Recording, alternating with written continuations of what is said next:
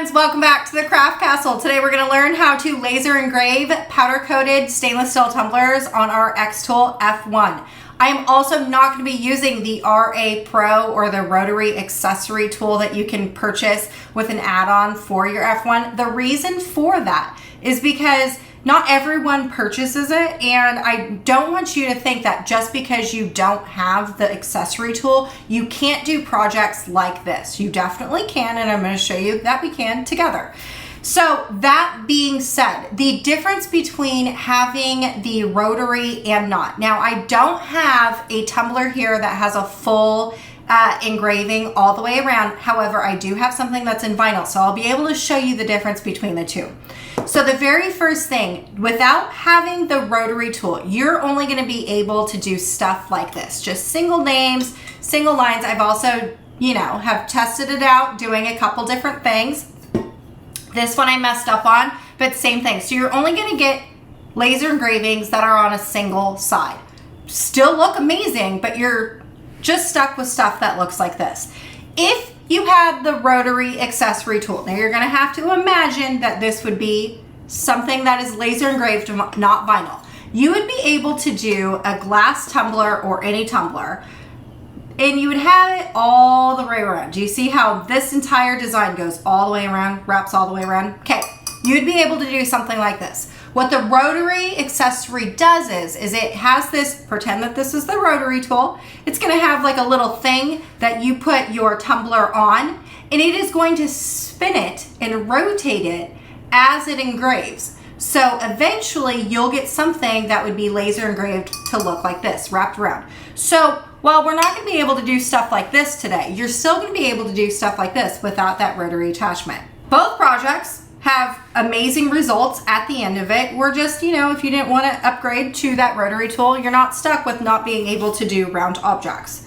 Okay, I'm just going to be doing a basic name today in the Xtool creative space. That's their design program. I am personally going to be using the F1. All of the settings and supplies that I use will be linked in the description of this video. But I'm just going to be doing a name in creative space. So if you have an M1 and you're watching this, or a P2 or a D2, the program itself is all going to be the same. Now the settings that I use, if you're not using the F1, obviously are going to be different. So those will have to be changed per your machine. But setting up the entire thing is all the same because we're going to be using the same program. Okay, then the very next thing is I have tried it without this tool. I'm going to show you this tool that I'm going to be using today. I have tried it without the tool, and this is what I've done. So this right here and this right here was all done trying to rig my own little cup holder, if you will. And it was just, I don't even want to show you. It was quite embarrassing. Obviously, I figured it out and it works. But there's it's just kind of a headache. The easiest thing that you can buy that would make your life a lot simpler, and it's just a couple bucks, and if you do vinyl decals on tumblers like this, you probably already have it. It's this rubber thing. It's a rubber tool that you just lay on your desk. You won't be able to see it because we're here, but you lay this on your desk. You would put this on top. Whoops. And then you would lay your vinyl decal on top. Now, I'm sure you can see that it is at an angled motion because these things right here have two little divots. It might be hard to tell, but this one right here is higher up than this one right here. I will show you when we get to the machine how it looks, but essentially what I'm going to do is instead of putting it all the way up like this, where it is at a lean, I'm just going to flip it down and put it at the very edge. And do you see how I am missing this little hump right here? And now it lines flat. That's exactly what you need. It's going to give you the cleanest engrave. It's perfection, literal perfection. Okay, so let's get into the design of this. Again, super easy. And then we'll just go into engraving it, and I'll show you what it all looks like set up in the Xtool F1. Okay, so the very first thing I'm going to do is I'm just going to insert a text box. In Creative Space, if you double click this, you won't be able to get anything. What you need to do is come over here into text box and then we can put whatever wording that you want.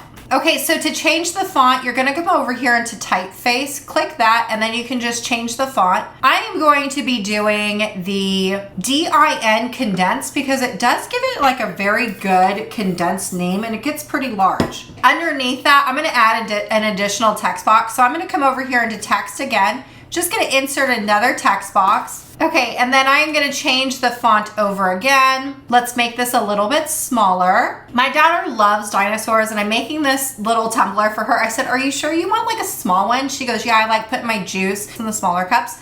So I'm gonna do RAR, I love you. And then I'm just gonna select both of these. I'm gonna align these to the center just to make sure it's nice and centered, which it is. Okay. Now, before I weld this all together, I want to make sure that I can read the means I love you. So I'm just gonna click this text box. I'm gonna come up here into outline and I am just gonna create the very smallest outline. Okay, when I have that done, I'm just gonna press OK. So now it is gonna be selected on that back layer. So I'm gonna press Shift on my keyboard and then also that RAR. And I'm gonna come over here into combine and then subtract. So if we zoom in, do you see how now this right here is just cut out of the I love you? That's exactly what I wanted. Then I'm gonna select that I love you and I'm gonna come over here to weld. And so now everything is all welded together. Let's zoom out. Okay, so now what you wanna do is the hardest part of the entire project is we need to put this on our machine.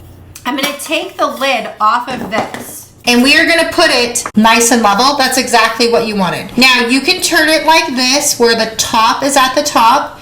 And all I'm gonna do is I'm gonna push it to the very top of my, like the back of my machine. Okay, these two dots right here. Do you see how they're not lined up? At the side of your machine, there is this knob. All I'm gonna do is I'm gonna pull this up. I'm gonna push it away from me. And do you see how those dots are now moving? You want to line up that red dot with the blue dot. Okay, that's perfect. Then what I'm going to do is selecting both of these, I'm going to combine and then unite them so they're all one thing.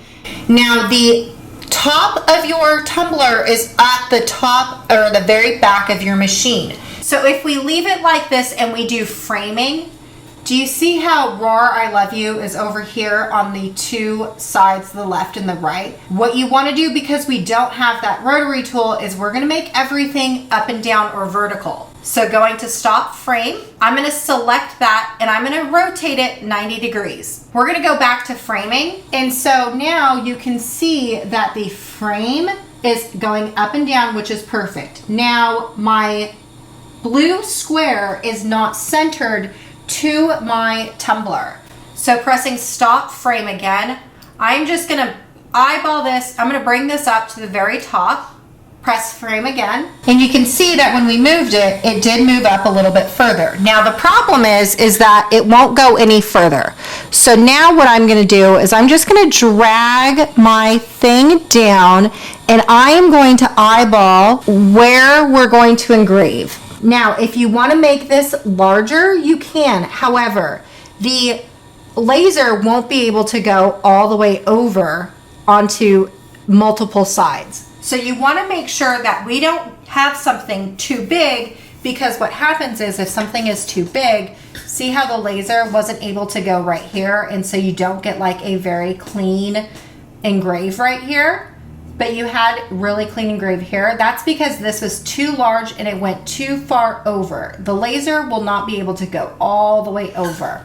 Now, if you had that rotary tool, you totally could do that and make it bigger, and then the rotary tool would rotate it. But because we're doing this with no rotary tool, you definitely don't want it to be too big. Now, I'm just gonna use like my fabric measuring tape and I'm gonna measure out, making sure it's nice and even on both sides. Okay, so we're gonna leave it just like that. We're gonna press stop frame. Now the other thing too is, do you see how that was a box? If you wanted to, you can come over here into this little spoke tool and we can go to outline and let's press frame again. Do you see how now it kind of shows you exactly where it's going to engrave? That's like the coolest part. Now, because there's so much writing, it kind of gets lost. So I'm just gonna go back to the rectangle.